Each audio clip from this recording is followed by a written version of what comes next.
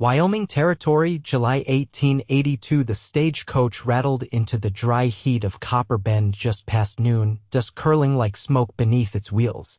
Edith Varnell pressed her gloved hands to her lap, heart thumping harder with every mile the coach had rolled since Cheyenne. She was 31, widowed 5 winters, and had answered a letter from a man she had never met, one of those hopeful ads tucked between the newsprint and train schedules. She was to marry him. She stepped down from the coach with the help of the driver, her boots crunching on the packed earth.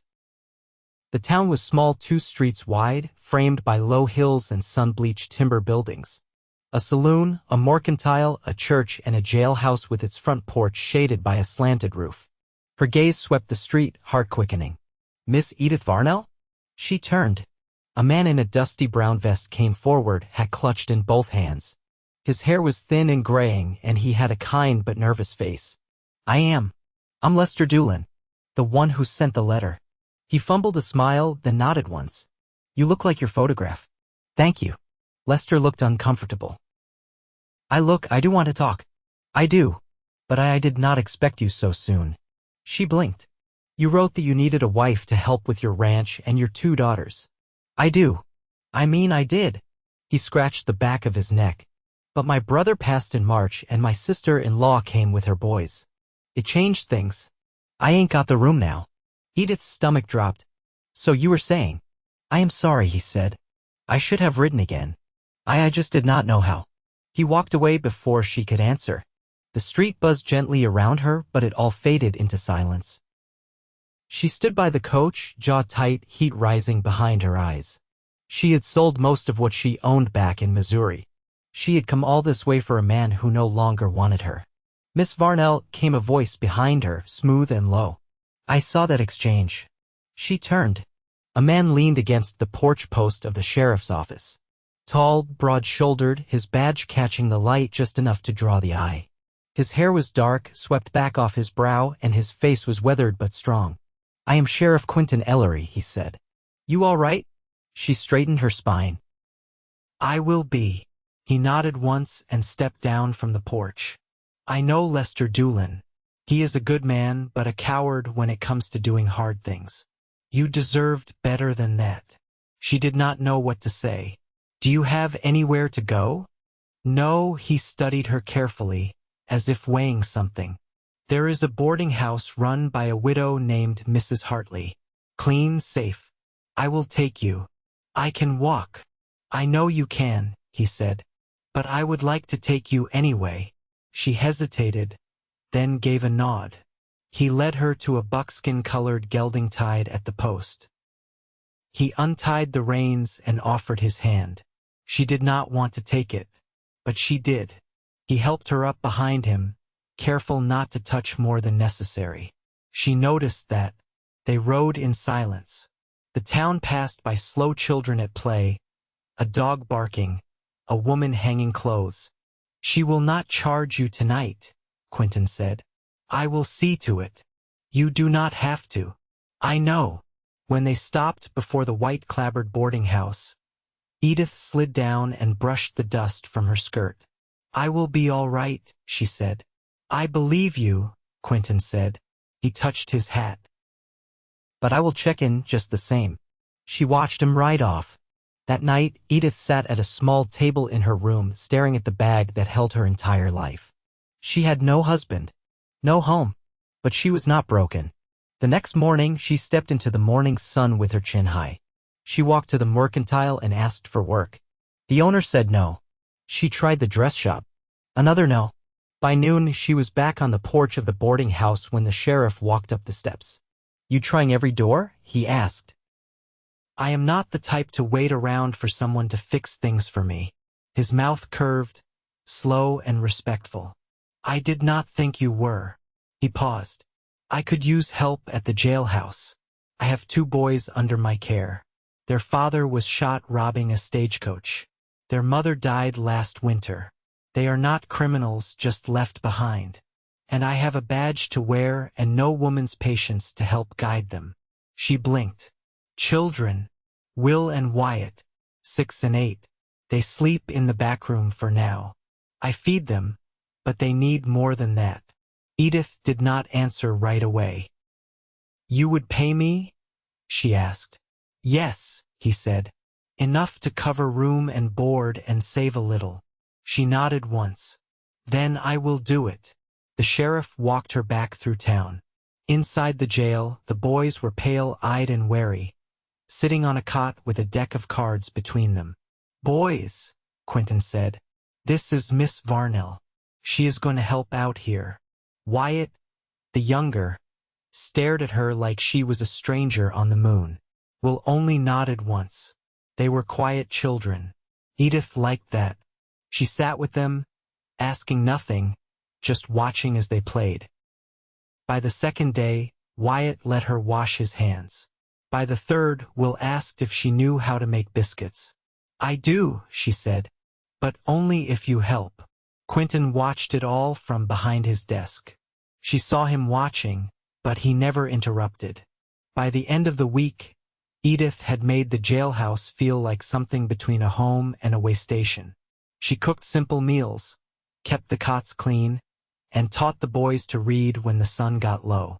One night, after the boys had gone to sleep, she stepped outside to cool her face. Quentin stood there, arms crossed, looking out at the still street. "You have changed the whole feel of this place," he said.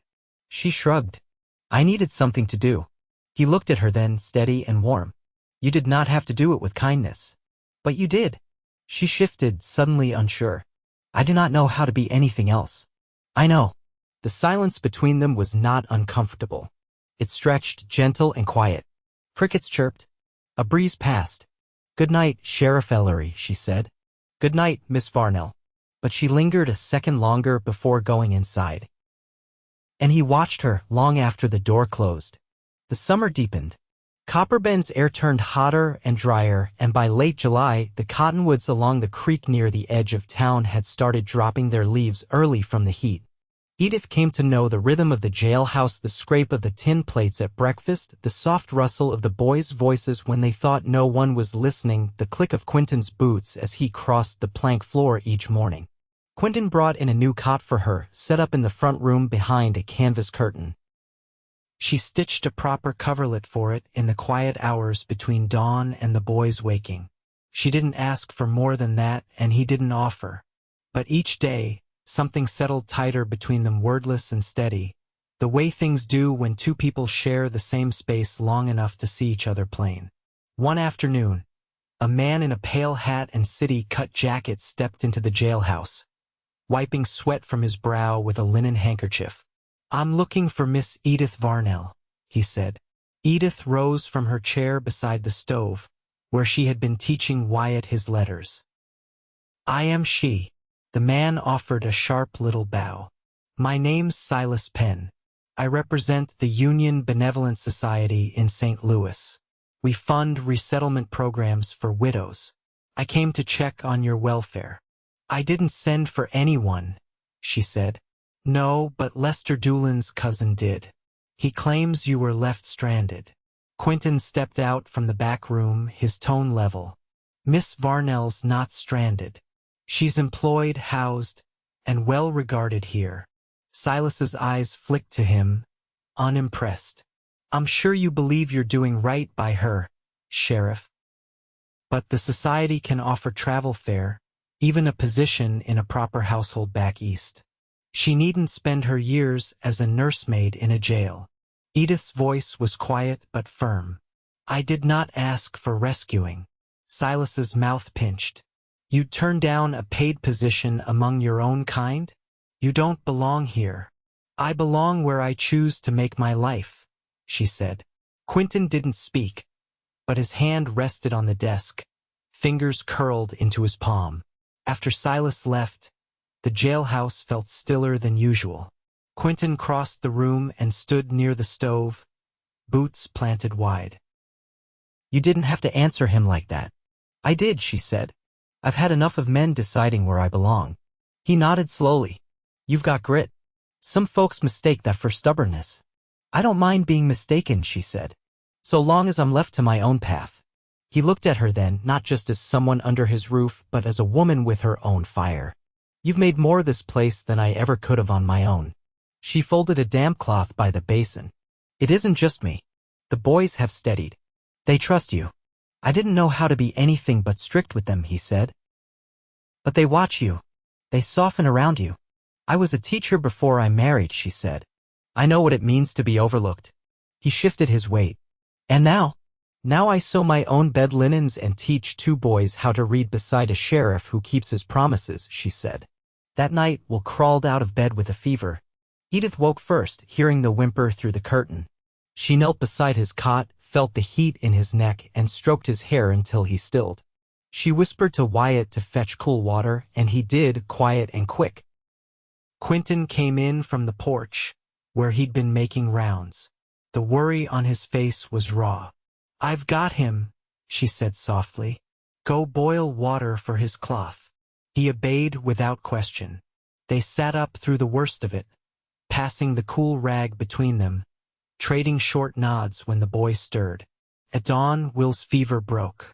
Quentin rubbed his face with both hands and sat back against the wall.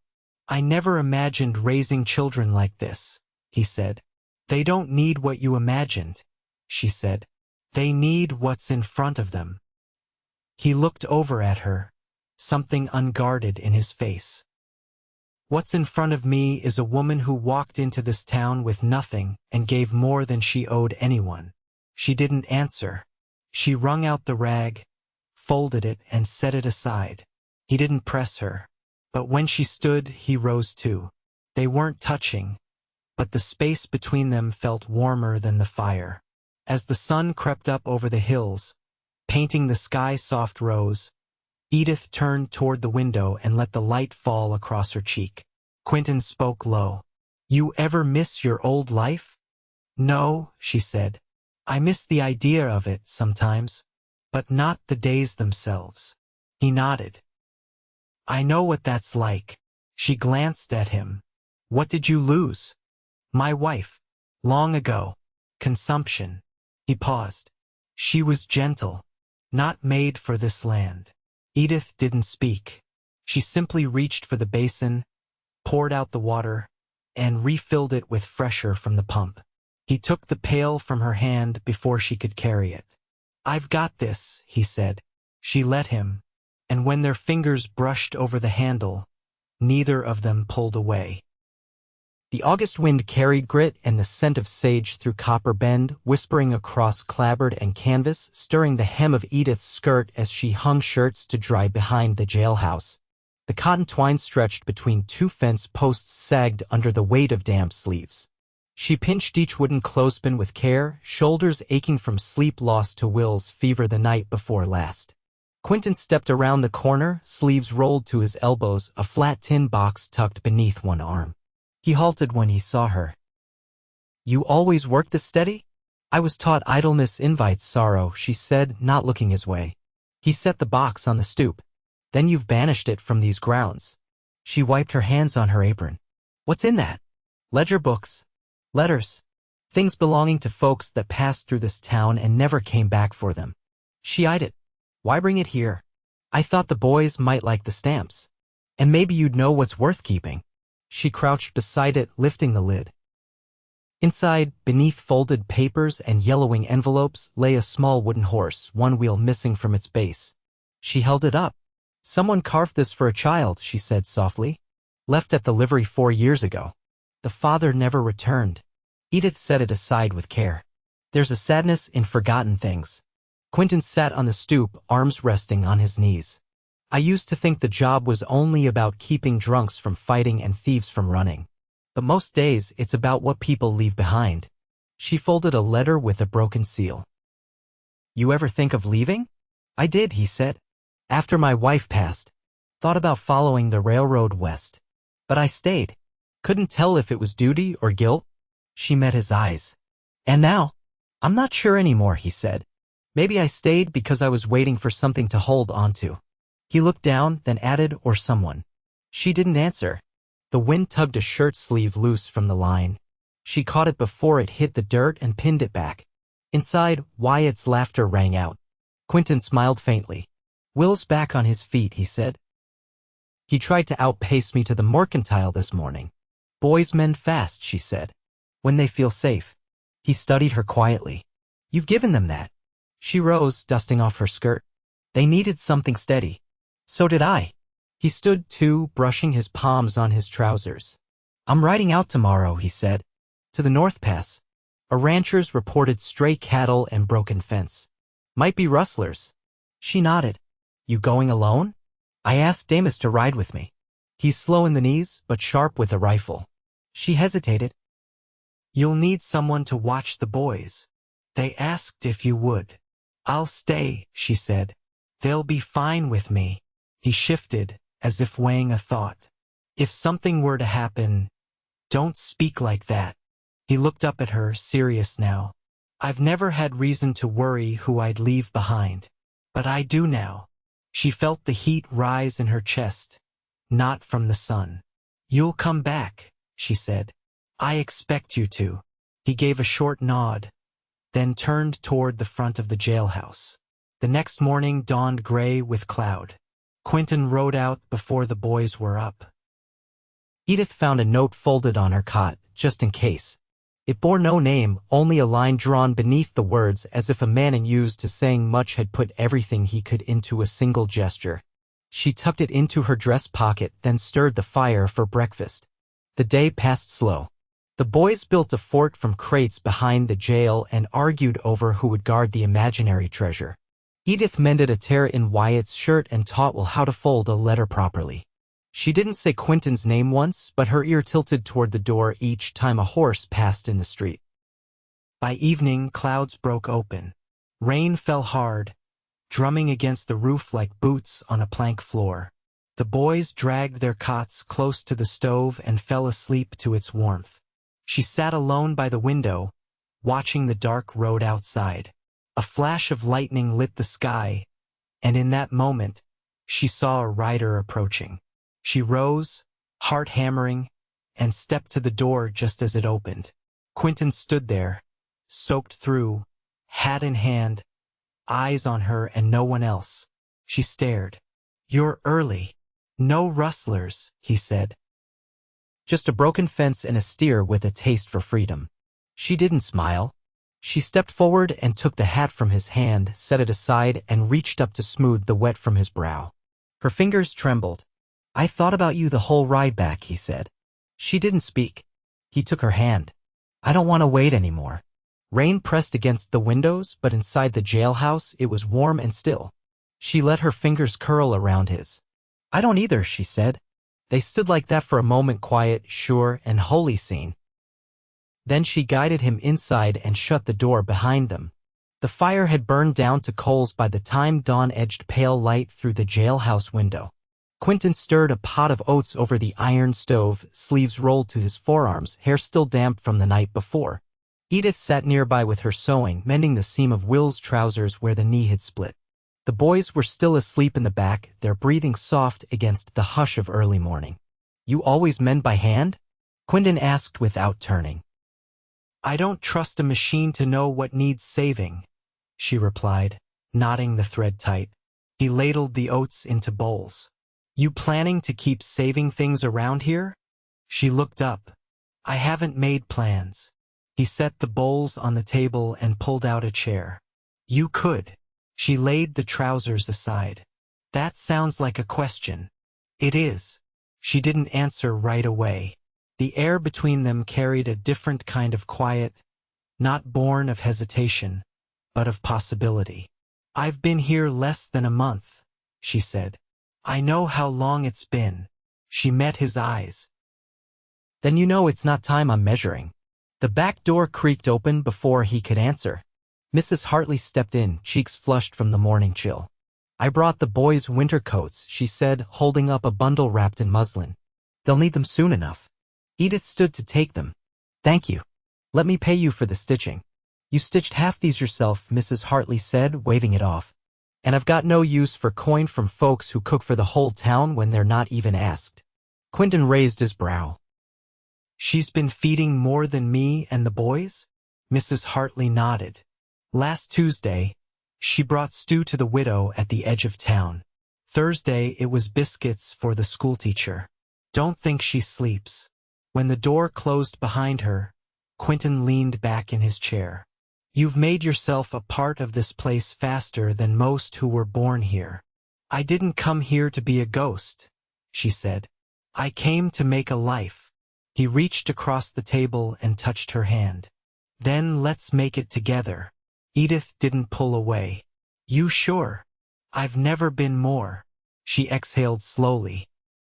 Then yes.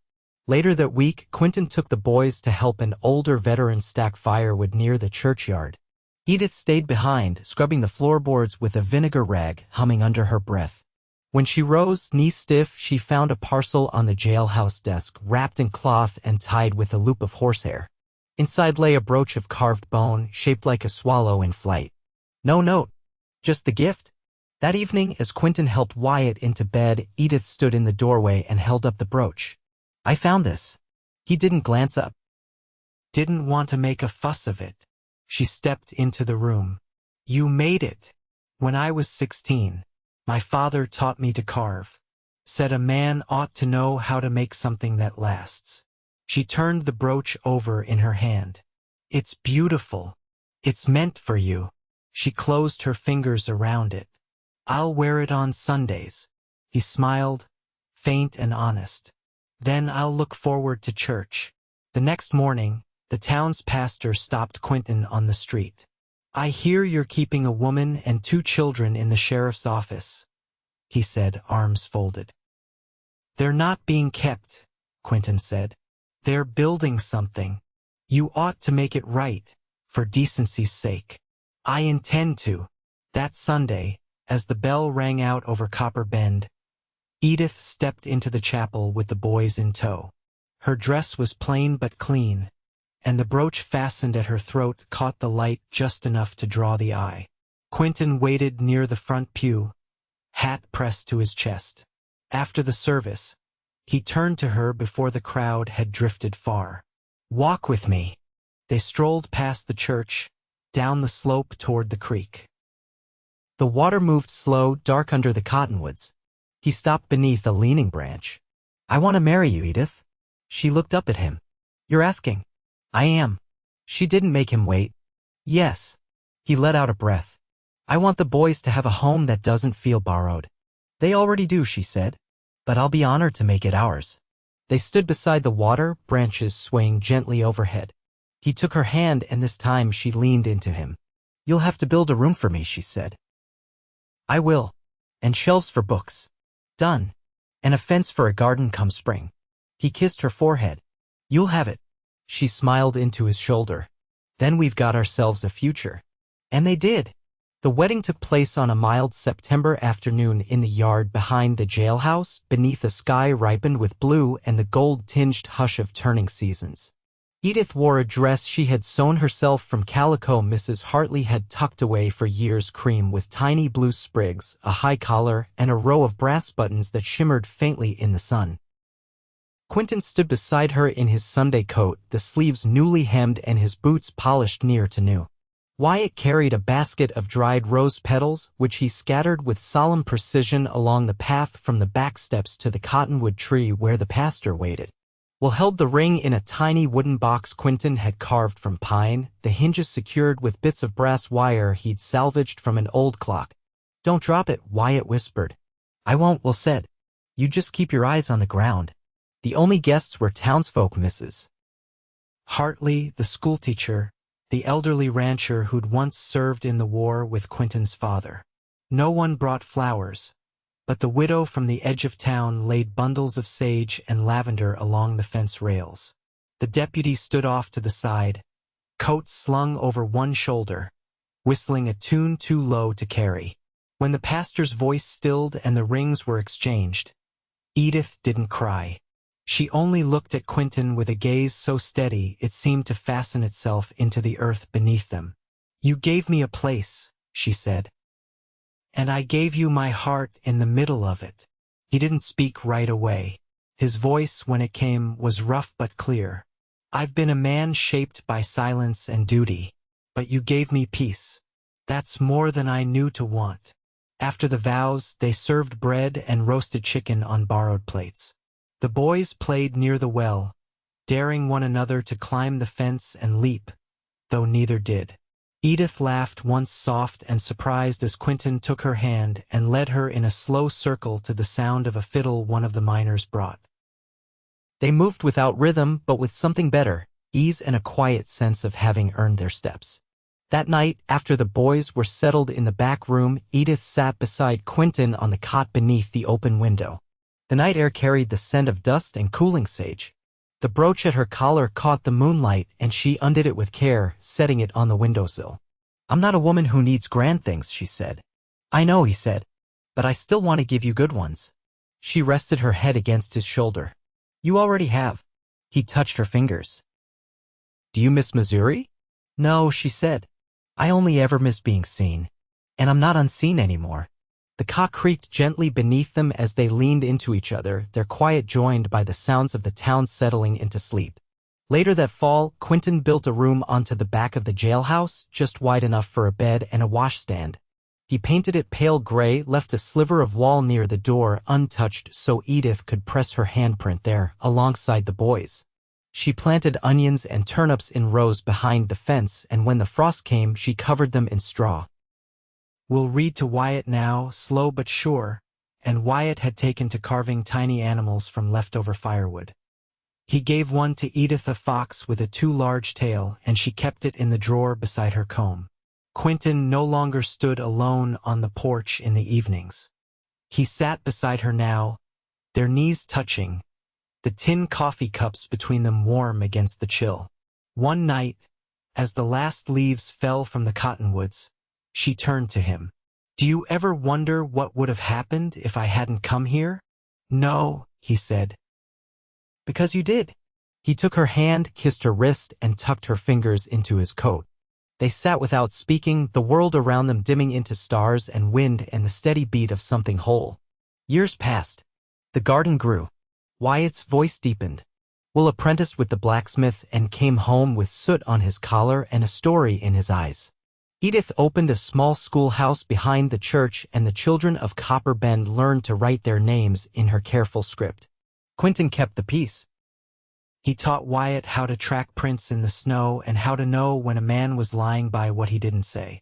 At night, he read aloud from old books with frayed covers, and Edith leaned in, her needle paused mid-stitch, eyes soft.